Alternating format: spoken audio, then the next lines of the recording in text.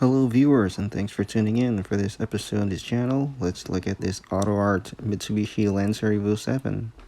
AUTOart doesn't make or produce 1/64 scale models anymore from what I know, and they are sticking to their larger 1/18 scale. So this is the box with acrylic case inside. You can pause that if you want to read it, but let's get started.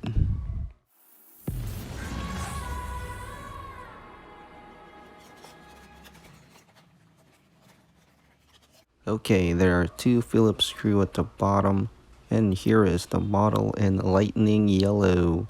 And wow, full painted details, no inserted lens, but I'm not complaining because it is looking magnificent.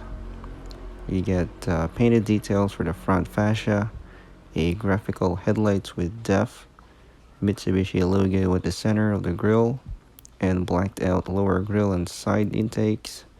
The heat extractors on the hood, they capture the right details on this Evo 7, molded windshield wipers and finish in black. The casting is very lightweight, it almost weighs nothing, surprisingly. Plastic chassis underneath, plastic tires which rolls freely, that's a nice touch. But check out those wheels. AUTOart did an incredible job on replicating those fancy BBS style wheels. Amber light on the side fender, molded side mirrors, no chrome reflectors, black window trim, painted taillights. I can see it doesn't fill out the whole shape of the tail lamps, but that's alright. Evolution script on the trunk, single tip exhaust below,